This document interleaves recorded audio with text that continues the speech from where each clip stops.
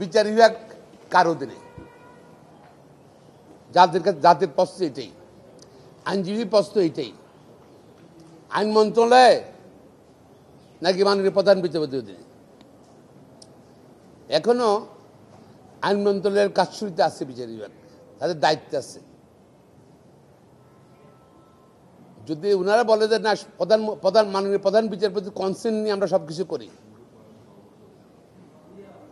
করি, কিন্তু মূল কাজটা তো ওনারা করেন।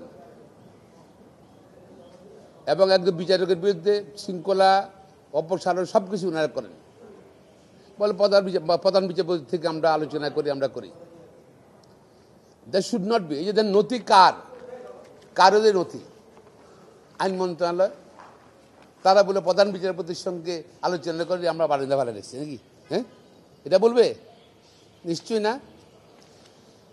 সেই জন্য আমরা বলতে চাই, অতি দ্রুত বিচার বিভাগের সচিবালয় করা হোক এবং আইন মন্ত্রণালয় থেকে সম্পূর্ণ বিচ্ছিন্ন করে দেশে বাংলাদেশের প্রধান বিচারপতির অধীনে বিচার বিভাগের সচিবালয় থাকুক।